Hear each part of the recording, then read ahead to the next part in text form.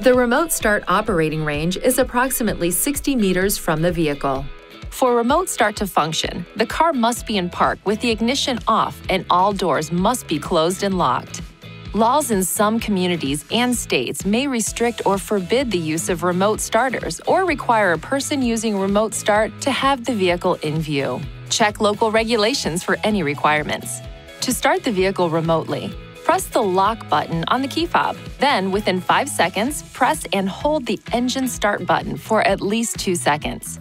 The engine will start, the parking lights will turn on, and the automatic heater and air conditioning system will begin heating or cooling the vehicle, depending on the outside temperature, the in-car temperature, and the last user mode.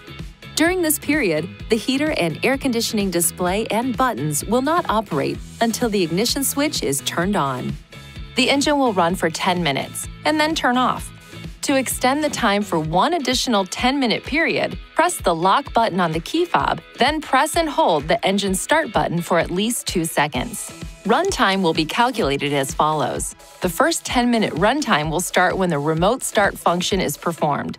The 10-minute extension will start immediately after the remote start function is performed a second time. For example, if the engine has been running for 5 minutes and you extend the remote engine start, the engine will run for a total of 15 minutes. Press and release the engine start button on the key fob at any time to cancel the remote engine start. After 2 remote starts, the ignition switch must be cycled from on to off before remote start can be used again.